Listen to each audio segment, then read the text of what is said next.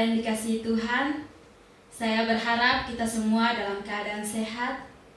Kembali lagi hari ini kita mau beribadah kepada Tuhan melalui kebaktian Minggu tanggal 15 Agustus 2021 JBC Pulau Mas.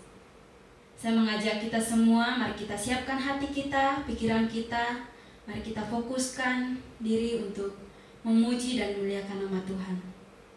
Mari kita mengambil saat teduh sejenak.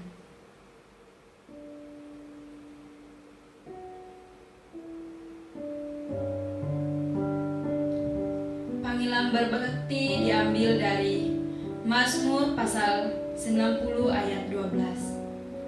Ajarlah kami menghitung hari-hari kami sedemikian, hingga kami beroleh hati yang bijaksana.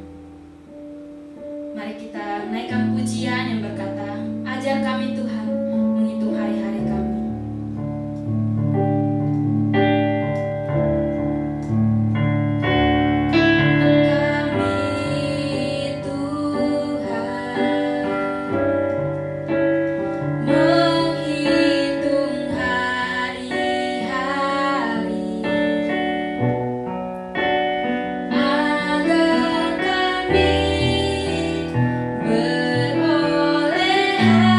Hati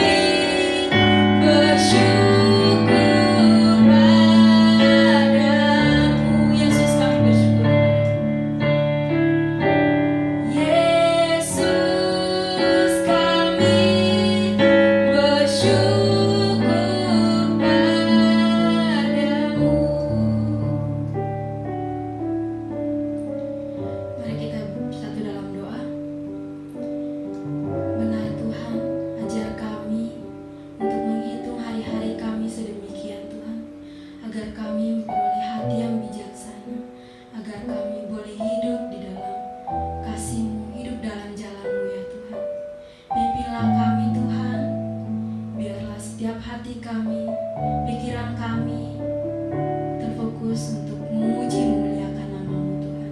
Kami bersyukur untuk kesempatan di pagi hari ini. Kami boleh memuji Engkau, kami boleh memuliakan Engkau, karena Engkau adalah Allah yang layak kami puji dan kami sembah. Tuhan, berkati ibadah kami pagi hari ini, dari awal, pertengahan hingga akhirnya. Tuhan, biarlah boleh menyenangkan hati-Mu. Terima kasih Tuhan Yesus, hanya dalam nama-Mu Tuhan kami berdoa. Amin. Bapak Ibu Saudara, saya mengajak kita semua, mari kita bangkit berdiri. Kita mau menyanyikan satu pujian yang berkata, betapa baiknya Tuhan.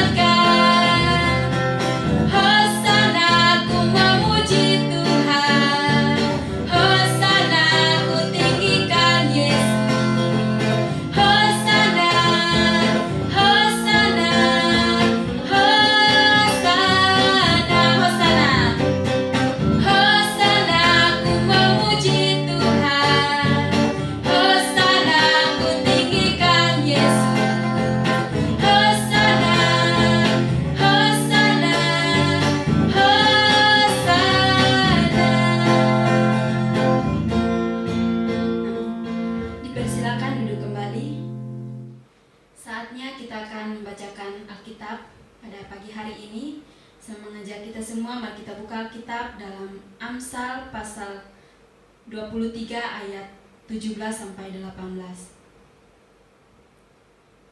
Baik, saya akan membacakannya untuk kita semua. Amsal pasal 23 ayat 17 dan 18. Janganlah hatimu iri kepada orang-orang yang berdosa, tetapi takutlah akan Tuhan senantiasa, karena masa depan sungguh ada dan harapanmu tidak akan hilang. Amin. Baik, saat ini kita akan menaikkan setiap pokok doa kita yang akan dipimpin oleh Pendeta Edwin Halim. Tapi sebelumnya kita akan menaikkan pujian yang berkata, Kuasa-Mu terlebih besar.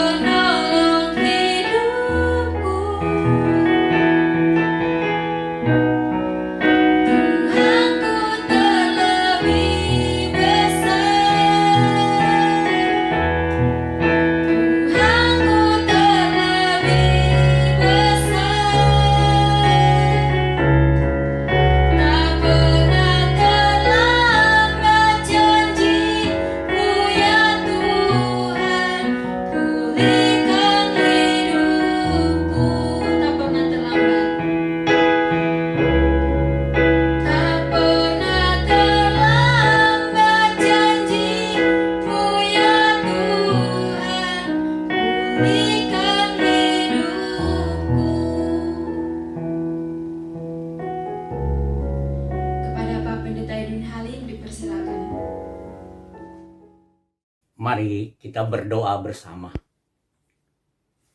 Bapa Surgawi, Allah yang kami kenal di dalam nama Tuhan Yesus. Pada hari ini Tuhan, kembali kami datang ke hadapan hadirat-Mu. Kami mau berdoa secara khusus bagi bangsa dan negara kami. Engkau tahu ya Tuhan, apa yang sedang dialami bangsa kami. Bahkan dunia. Kami sedang mengalami pandemi COVID-19. Tuhan, tolonglah bagi semua bangsa di dunia. Boleh bahu-membahu satu dengan yang lain untuk mengatasi pandemi COVID-19 ini. Sehingga kehidupan dunia boleh kembali normal. Dan kami boleh saling bisa beradaptasi dengan adaptasi yang baru. Kami percaya Tuhan, masa pandemi COVID-19 segera berlalu. Karena Tuhan campur tangan di dalamnya, supaya kami boleh setia terus kepada Tuhan. Bagi bangsa kami, tolonglah para eksekutif negeri ini boleh bersatu dengan para legislatif dan yudikatif. Sehingga sungguh-sungguh kami boleh bersama-sama, bahkan seluruh rakyat Indonesia sungguh bisa merasakan hal yang positif. Dan kami mampu mengatasi pandemi COVID-19 ini. Tuhan, terima kasih untuk banyak sumbangan-sumbangan dari beberapa negara. Terima kasih atas sumbangan-sumbangan orang-orang yang pandai dan bijaksana yang menemukan vaksin. Terima kasih Tuhan untuk segala sesuatu yang terjadi pada saat ini. Karena kami percaya Tuhan, ini terjadi untuk kebaikan kami umat manusia. Bapa, kami percayakan semua. Pemerintah kami dari yang di pusat sampai yang di daerah. Dan kami percaya Tuhan, Engkau akan campur tangan supaya kami pada akhirnya hidup boleh normal kembali. Tuhan, kami percayakan para obat-obatan boleh menemukan obat yang baik. Kami percayakan para cendekiawan ulama boleh menemukan metode yang terbaik bagi kesembuhan orang-orang yang terpapar COVID-19.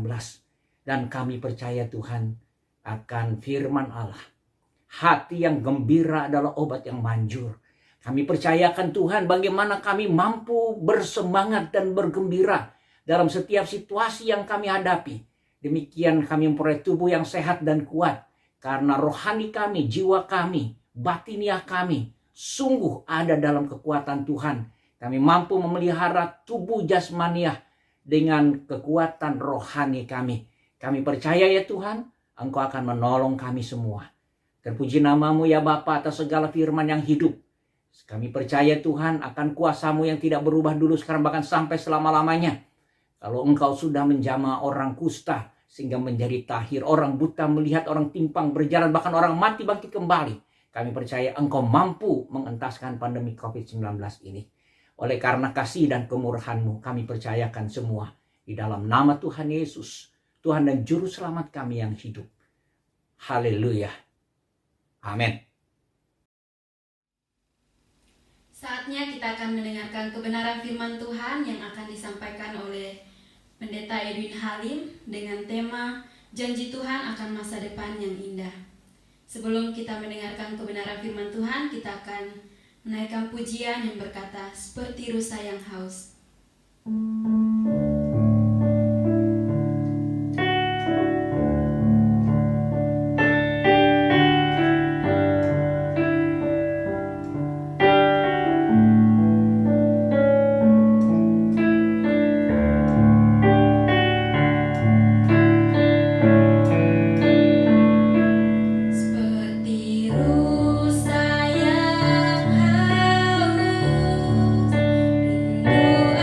aliran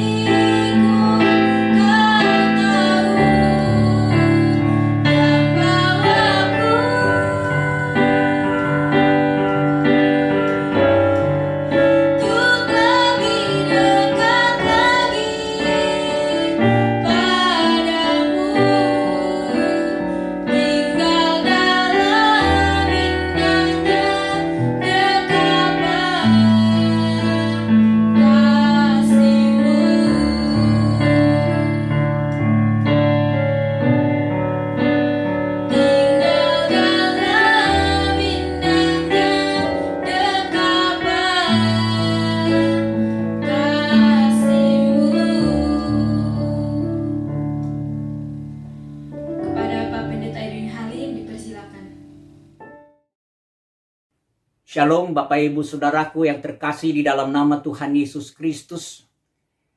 Kembali kita bersama-sama mendengar kebenaran firman Tuhan. Biarlah kita pada akhirnya memperoleh hati yang bijaksana. Oleh karena ada harapan bagi orang-orang yang bijak. Mari kita berdoa bersama. Bapa Surgawi yang kami kenal di dalam nama Tuhan Yesus. Kami bersyukur Tuhan. Hari ini sekalipun kami melalui daring online, kami beribadah bersama-sama. Engkau hadir bersama dengan kami. Kuasa Roh-Mu memampukan kami mendengar firman Allah dengan baik dan benar. Mengartikan setiap firman Tuhan yang menjadi bekal hidup kami hari lepas hari. Di dalam nama Tuhan kami Yesus. Amin. Bapak Ibu Saudaraku yang terkasih di dalam nama Tuhan Yesus Kristus. Betapa indahnya jika saudara dan saya memiliki masa depan. Di tengah-tengah pandemi COVID-19 ini, saudara tidak boleh kehilangan pengharapan. Apalagi saudara adalah orang yang beriman di dalam Yesus Kristus. Kita sekalian bersama-sama. Kita tidak boleh putus harapan karena saudara adalah milik Tuhan. Saudaraku yang saya kasih di dalam nama Tuhan Yesus Kristus. Mari kita bersama-sama melihat di dalam ayat firman Tuhan Amsal. Kitab Amsal kita lihat bersama-sama. Amsal pasal 23, 17-18. Demikian firman Allah. Janganlah hatimu iri kepada orang-orang yang berdosa. Tetapi takutlah akan Tuhan senantiasa. Karena masa depan sungguh ada. Dan harapanmu tidak akan hilang. Saudaraku yang saya kasih di dalam nama Tuhan Yesus, saya akan membuat sebuah cerita, sebuah ilustrasi. Ini cerita fabel. Ada seekor tikus, dia melihat Pak Tani dan Bu Tani belanja, baru pulang belanja dari pasar. Dan ketika ia melihat bungkusan yang dibuka, betapa kagetnya dia. Karena dia melihat ada perangkap tikus di sana. Iya. Pak Tani dan Bu Tani itu baru membeli perangkap tikus. Wah, Hati tikus ini begitu melihat perangkap tikus begitu gelisah, khawatir yang sangat luar biasa. Perangkap ini nanti akan membuat dia terjebak di dalamnya dan dia bakal mati. Apa yang terjadi seperti ini? Ya, malam hari itu juga tikus pergi. Dia menyampaikan pesan-pesan ini kepada teman-temannya. Dia datang kepada ayam. Ayam, tadi Pak Tani, Bu Tani baru beli perangkap tikus. Bagaimana? Apakah engkau bisa menolong? Aku bisa mati nanti kalau aku terperangkap di dalamnya.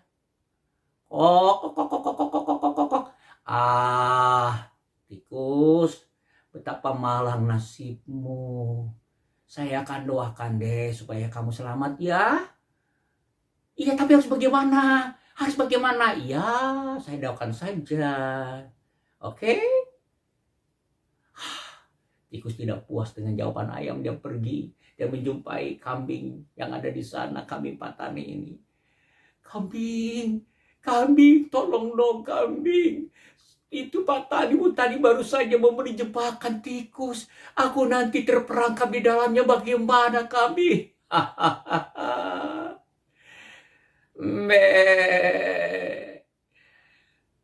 Tikus. Kamu begitu khawatir sekali ya? Itu kan bukan jebakan buat saya. Ya aku bagaimana ya?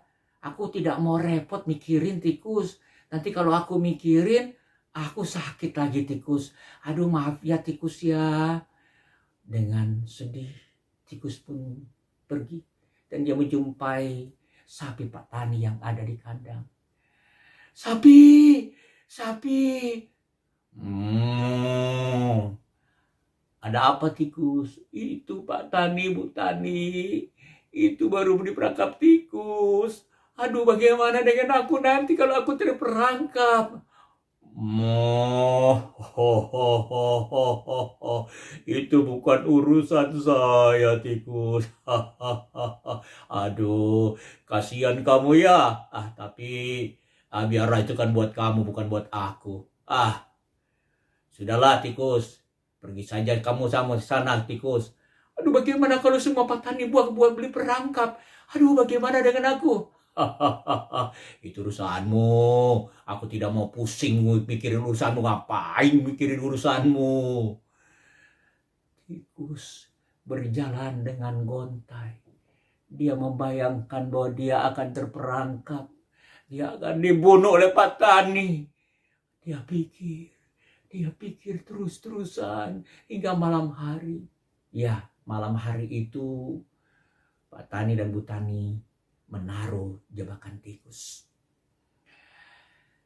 Tiba-tiba hampir menjelang dini hari, jebakan itu berbunyi tak. Wow, langsung saja Bu Tani dia segera melihat ke dapur. Pasti tikus ini terperangkap. Wah, manjur sekali jebakan ini. Dan ketika dia lewati dan dia mulai meraba-raba karena agak gelap, tiba-tiba ia digigit. Sakit. Ternyata yang terjebak adalah ular kobra. Wow, bisanya sangat luar biasa. Dan Bu Tani ini mulai demam, sakit. Dan Pak Tani pada akhirnya dia berpikir apa yang harus baik untuk memberi makanan istriku. Dan dia melihat ada ayam dan ayam itu mulai dipotong dan diberi makan untuk istrinya yang tercinta supaya istrinya kembali sehat. Nah saudara, apa yang terjadi? Ternyata ibu ini tidak kunjung sembuh. Dia tidak kunjung sembuh. Mulai tamu berdatangan untuk mulai mendoakan, memberi perhatian kepada Bu Tani yang mulai sakit dengan keras. Karena tamunya banyak. Wah, Pak Tani mulai berpikir apa yang harus saya suguhkan kepada mereka yang sudah berbaik hati, berempati, datang mendoakan. Lalu dipotongnya lah kambingnya. Dan kambing itu pun dipotong dan dimakan beramai-ramai. Apa boleh buat, ibu ini semakin hari semakin parah dan istri Patani ini pun meninggal dunia. Ketika ia meninggal dunia, ya semua tamu satu kampung itu datang dan terpaksa Patani memotong sapinya. Ya, begitu melihat semua apa yang terjadi, tikus melihat Bu Tani yang membeli jebakan tikus itu terperangkap dan tergigit ular dan pada akhirnya meninggal. Ayam yang tadinya diharapkan bisa menolongnya dipotong. Kambing yang dia minta potong perhatiannya juga dipotong. Sapi yang tidak peduli dengannya juga dipotong. Wah, ternyata dia selamat. Aku masih punya harapan, kata tikus.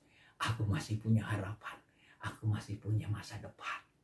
Nah, saudaraku yang saya kasih di dalam nama Tuhan Yesus Kristus, kadang masalah yang terlihat di depan mata kita itu begitu menakutkan, membuat kita khawatir luar biasa. Tetapi sesungguhnya di balik semuanya itu ada perkara-perkara lain yang tidak kita ketahui. Nah, saudara yang saya kasih di dalam nama Tuhan Yesus Kristus, memang dalam kehidupan kita ini ada dua masa. Ada masa kesusahan, ada masa kita bisa senang. Ada masa penderitaan, ada masa kita bisa berjaya. Ada dua masa yang perlu kita perhatikan bersama-sama. Ada masa kita jatuh miskin, ada masa kita bisa kaya. Nah, saudaraku yang saya kasih, orang bijak akan mempertimbangkan dua masa yang bertentangan itu, supaya kita bersama-sama dapat beroleh hati yang bijak dan memiliki masa depan yang penuh pengharapan. Saudaraku yang saya kasih, di dalam ayat firman Tuhan yang kita sudah baca tadi, jangan hatimu iri kepada orang-orang yang berdosa. Mazmur, dalam Mazmur Asaf, dia menceritakan, hampir saja aku tergelincir, terpeleset melihat orang berdosa, begitu orang fasik itu begitu beruntung. Tetapi pada akhirnya dia menyadari di ujungnya orang fasik akan celaka, tetapi orang benar akan bertahan. Nah, saudara, mari kita melihat ada dua sikap orang bijak agar orang bijak itu memiliki masa depan yang penuh harapan. Masa depan yang indah bagi kita sekalian. Yang pertama, saudara dan saya orang bijak akan berbesar hati atas keberuntungan orang-orang berdosa. Nah, saudaraku yang saya kasih di dalam nama Tuhan, mengapa? Karena rancangan Tuhan itu adil. Dalam Injil Matius pasal yang kelima ayat 45, demikian firman Tuhan. Karena dengan demikian kamu menjadi anak-anak Bapamu yang di surga, yang menerbitkan matahari bagi orang yang jahat dan orang yang baik, dan menurunkan hujan bagi orang yang benar dan orang yang tidak benar.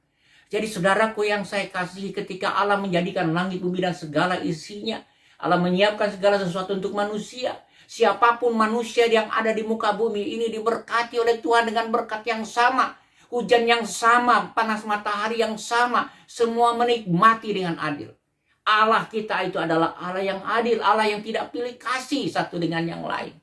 Nah, saudara yang saya kasih di dalam nama Tuhan Yesus Kristus, betapa malangnya orang yang iri terhadap orang berdosa. Ketika orang berdosa itu memperoleh keberuntungan di dalam hidupnya. Nah, saudara, kita tidak perlu iri hati. Sesungguhnya Allah itu adil bagi semuanya. Saudaraku yang saya kasih, jangan saudara menyesali saudara terlahir dari keluarga yang susah. Jangan saudara iri saudara terlahir dari keluarga yang tidak mampu. Ada begitu banyak orang-orang yang tidak mampu, yang anaknya sukses luar biasa, bahkan bisa sekolah S3. Itu sesuatu hal yang mustahil. Seorang tukang beca memiliki anak yang bisa punya gelar S3. Tetapi itulah kenyataan hidup di dalam hidup ini. Kita tidak boleh iri kepada nasib orang-orang yang beruntung. Nah, saudaraku, orang-orang berdosa yang beruntung itu kelihatan banyak. Di muka bumi ini banyak. Saudara jangan iri kepada para koruptor yang mungkin banyak dan tidak ketahuan korupsinya. Nah, saudaraku, mereka hidup makmur, mereka hidup enak, mereka hidup terhormat. Apakah saudara semua mau seperti mereka? Saudaraku yang saya kasih, Allah tidak berkenan dengan tindakan, tetapi Allah mengasihi orang-orang yang berdosa itu. Allah masih beri kesempatan bagi mereka supaya mereka bertobat dan kembali ke jalan yang benar. Karena kalau tidak mereka akan menjadi orang yang paling celaka dalam hidup mereka. Saudaraku yang saya kasih, Allah adil ketika ia merancangkan segala sesuatu. Allah adil bagi saudara dan saya. Allah adil bagi orang benar dan orang jahat. Allah adil karena Allah selalu memberikan berkat bagi semuanya. Ketika ada satu perumpamaan yang sangat jelas yang Tuhan berikan kepada anak yang minta warisan, dan orang tuanya, bapaknya mengabulkan, dia memberikan bagian masing-masing secara adil, baik kakaknya maupun adiknya. Allah adil karena Allah mengasihi saudara dan saya. Dan itulah bagian yang kedua, saudara. Rancangan Allah adalah rancangan yang sangat luar biasa karena Allah mengasihi saudara dan saya. Allah mengasihi tidak hanya bagi orang-orang yang baik, bagi orang-orang jahat pun Allah mengasihi. Karena begitu besar kasih Allah akan dunia ini sehingga ia mengaruniakan anaknya yang tunggal supaya setiap orang yang percaya kepadanya tidak binasa melainkan beroleh hidup yang kekal. Karena begitu besar, tidak ada kasih yang lebih besar dari kasih Allah yang menyerahkan anaknya yang tunggal itu datang ke dalam dunia yang fana, bahkan mati di atas kayu salib untuk menebus dosa saudara dan saya. Itulah kasih terbesar yang Allah nyatakan. Allah membenci setiap perbuatan dosa, tetapi Allah mengasihi saudara, mengasihi saya yang adalah orang-orang berdosa. Jadi saudaraku yang saya kasih di dalam nama Tuhan Yesus Kristus, tidaklah baik kalau kita tidak berbesar hati. Tidaklah baik kalau kita iri hati terhadap keberuntungan orang-orang berdosa. Sebaliknya saudara, mari kita berbesar hati. Karena Allah sesungguhnya adil. Allah sesungguhnya mengasihi orang-orang berdosa. Tuhan merancangkan yang terbaik bagi semua manusia dengan keadilan dan kasih. Agar kita mampu bersyukur atas diri sendiri. Dan berbesar hati atas keberuntungan orang berdosa. Yang kedua, sikap yang kedua adalah kita harus sepenuh hati, tidak hanya berbesar hati atas keberuntungan orang berdosa, tetapi saudara dan saya, kita harus sepenuh hati menjadi umat kepunyaan Allah. Dengan jelas firman Allah tadi dalam pembacaan ayat kita dikatakan, tetapi takutlah akan Tuhan senantiasa. Takutlah akan Tuhan senantiasa. Nah saudaraku yang saya kasih, itu artinya saudara dan saya, kita perlu sepenuh hati kita menjadi umat kepunyaan Tuhan. Kita bukan lagi milik kita sendiri lagi, tetapi Tuhan yang sudah menjadi Tuhanlah yang memiliki kita. Kita adalah hambanya, kita adalah dulosnya, kita milik kepunyaan Allah, dimerdekakan. Nah saudara yang saya kasihi, sebagai umat kepunyaan Tuhan, saudara perhatikan prosesnya. Apa prosesnya? 1 Petrus 1 ayat 18-19 dikatakan demikian. Sebab kamu tahu bahwa kamu telah ditebus dari cara hidupmu yang sia-sia yang kamu warisi dari nenek moyangmu itu. Bukan dengan barang yang fana. Bukan pula dengan perak atau emas. Melainkan dengan darah yang mahal, yaitu darah Kristus yang sama seperti darah anak domba yang tak bernoda dan tak bercacat. Yesus menyerahkan hidupnya, menyerahkan dirinya sebagai anak domba sembelihan yang paling harum bagi Allah, yang tidak bernoda dan tidak bercacat, sehingga persembahan itu sekali untuk selama-lamanya di atas kayu salib, ia menebus dosa saudara dan saya. Saudaraku yang saya kasih di dalam nama Tuhan Yesus Kristus, saudara dan saya yang sesungguhnya adalah orang berdosa. Kita adalah sampah yang tidak berharga. Bahkan kita ini seperti pasir di mata Allah. Tetapi saudara, Yesus Kristus memproses pasir itu menjadi batu permata.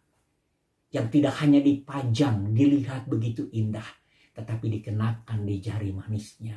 Karena saudara dan saya sudah milik kepunyaannya. Saudara begitu berharga. Sehingga dia pernah berkata, kita bagaikan biji mata Allah. Bagaimana Allah memelihara kita, merawat kita. Jika ada debu sedikit saja, dia akan menutup supaya melindungi kita dari debu itu. Jadi saudaraku yang saya kasihi, kita adalah biji mata Allah yang berharga bagi Allah. Allah memproses supaya saudara dan saya boleh menjadi milik kepunyaannya. Dalam surat Petrus juga dikatakan, kamulah bangsa yang terpilih. Saudara dan saya, kita adalah umat kepunyaan Allah.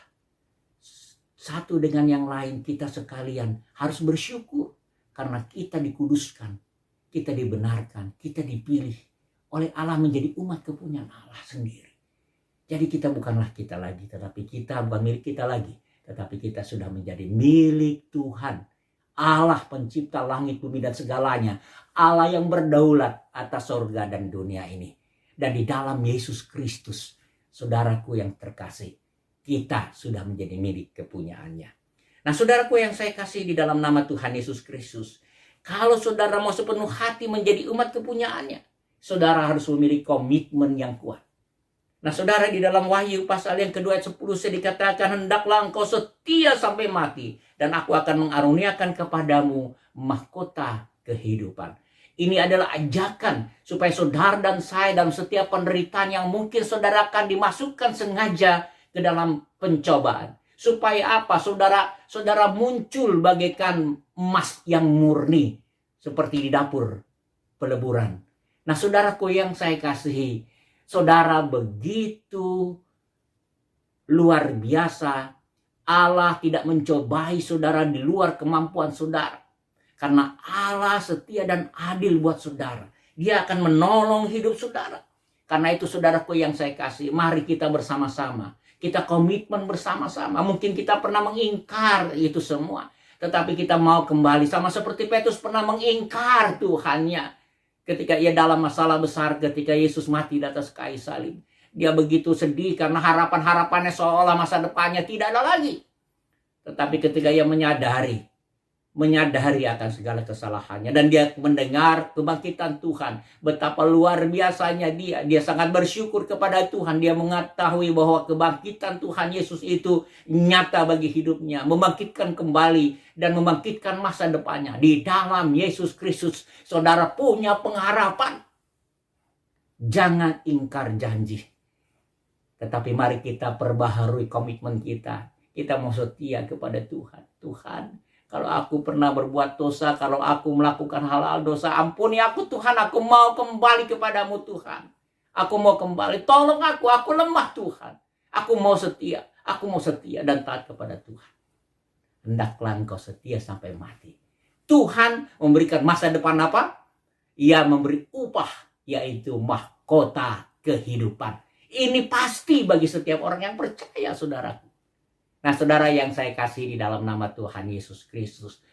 Tetapi bukan hanya ini saja ya, kita memperoleh kehidupan yang luar biasa. Dalam setiap penderitaan yang kita alami, Rasul Paulus pernah berkata, ya mungkin merasa menderita luar biasa, dan dikatakan penderitaan yang kita alami ini sesungguhnya, ini tidak sebanding, tidak bisa dibandingkan dengan sukacita orang-orang berdosa. Sukacita kita lebih besar daripada mereka yang sedang bersukacita. Orang-orang berdosa yang sedang bersukacita.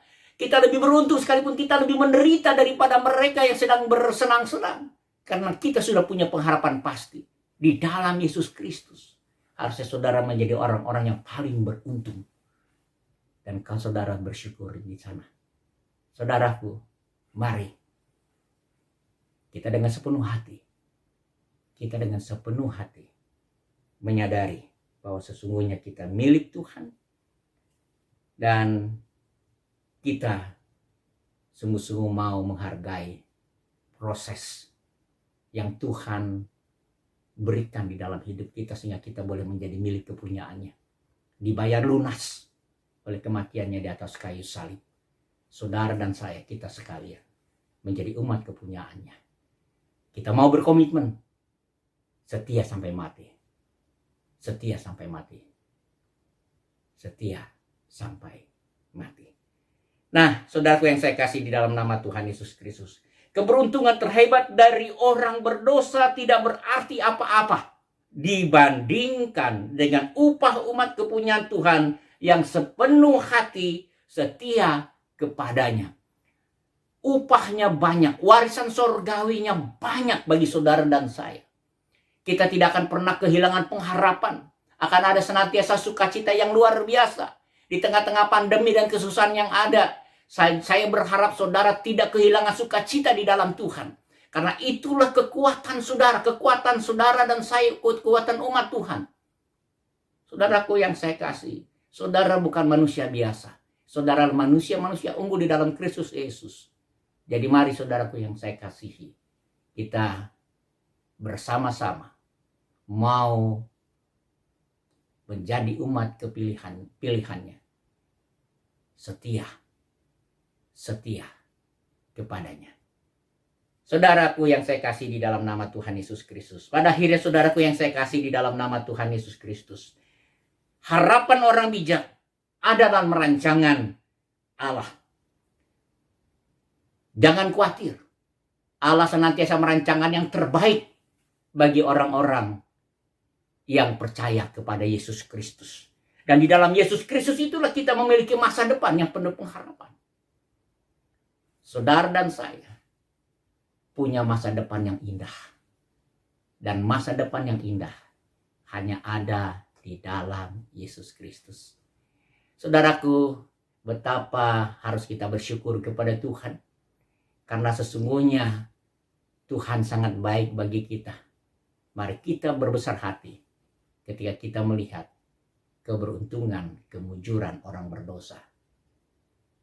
Karena saudara sesungguhnya adalah orang-orang yang lebih beruntung. Karena saudara sudah menjadi umat kepunyaannya. Kalau saudara sudah menjadi umat kepunyaannya, sudah tersedia warisan-warisan surgawi yang Tuhan sudah siapkan bagi saudara. Seburuk-buruknya hidup saudara dalam dunia, jauh lebih beruntung. Karena saudara sudah menjadi milik kepunyaan Allah. Tuhan Yesus memberkati. Mari kita berdoa. Bapa, terima kasih untuk firman Tuhan yang kami dengar. Jadilah kehendak bagi kami. Biarlah sungguh ya Bapa, setiap pemirsa yang mendengar firman Tuhan diberkati melalui firman Tuhan ini. Kami boleh menjadi orang-orang yang paling beruntung. Karena kami mengenal Yesus Kristus. Karena kami sudah menjadi milik Kristus Yesus. Di mana Kristus Yesus adalah Tuhan bagi hidup kami. Kami boleh taat kepadanya. Kami boleh setia kepadanya. Tuhan ampuni kami. Kalau saat-saat yang lalu Tuhan sering kami lalai untuk setia kepada Tuhan. Tapi biarlah Engkau tolong kami pada waktu kami komitmen untuk setia taat kepada Tuhan dalam seluruh hidup kami. Kami menyerahkan di dalam tangan kuasa-Mu. Terpuji nama-Mu ya Tuhan. Dalam nama Tuhan Yesus. Haleluya. Amin. Terima kasih Pak Pendeta Edwin Halim yang telah menyampaikan kebenaran firman Tuhan. Saya percaya bahwa kita semua diberkati. Baik, kita akan meresponi kebenaran firman Tuhan yang telah kita dengar dengan nyanyian pujian 285, Tuhan Harapanku. Tuhanlah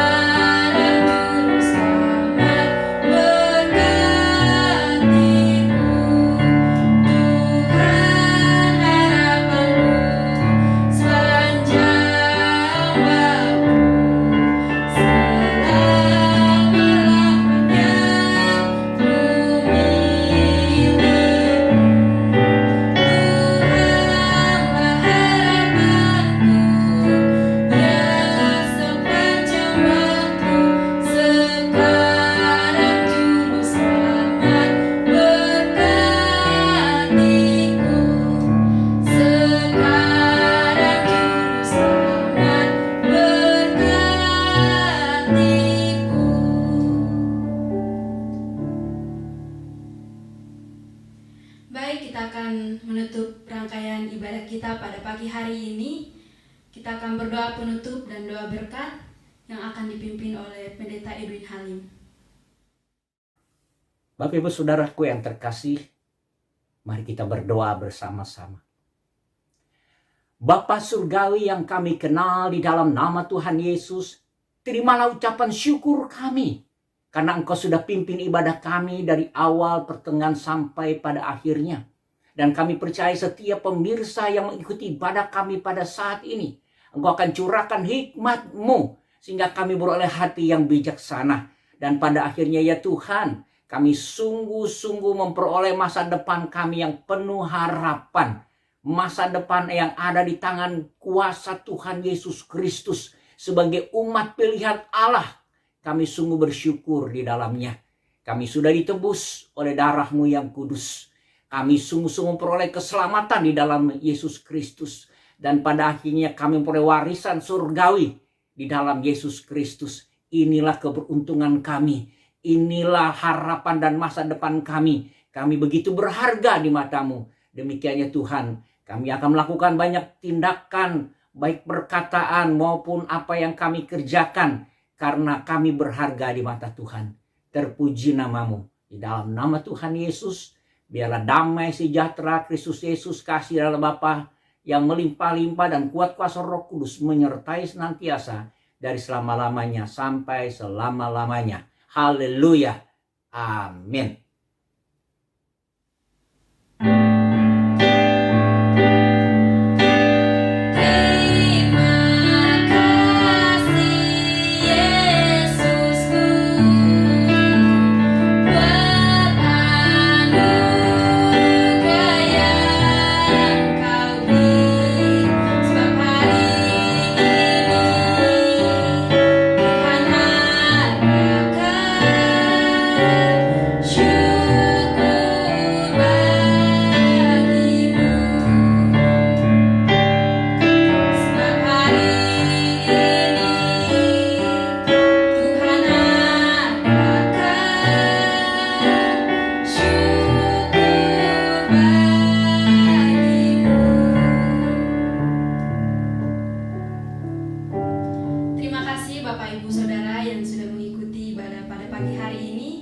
Selamat hari Minggu, Tuhan Yesus memberkati.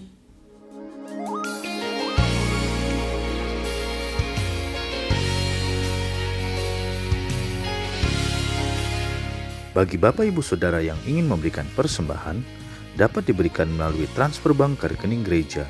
Mari berikan yang terbaik untuk Tuhan. Bagi saudara yang ingin membutuhkan pelayanan khusus konseling, dapat menghubungi nomor 0811 979 5678. Tim pengembalaan gereja akan siap melayani saudara. Sekolah minggu akan diadakan via daring atau online melalui aplikasi Zoom di hari Minggu pukul 9 pagi. Mari Bapak Ibu Saudara, ajak juga anak-anak Anda untuk dapat bergabung dalam kelas-kelas sekolah minggu ini. Link Zoom untuk sekolah minggu akan dikirim di WhatsApp grup gereja. Mari bersama-sama berdoa pada hari Rabu pukul 7:30 malam dalam prayer meeting online melalui aplikasi Zoom. Link Zoom untuk meeting prayer online akan dikirim melalui WhatsApp grup gereja. Kami mengajak saudara untuk dapat bergabung dalam care group gereja online melalui aplikasi Zoom pada hari Kamis pukul 7 malam. Mari bertumbuh bersama melalui care group ini. Link Zoom untuk care group ini akan dikirim di WhatsApp grup gereja.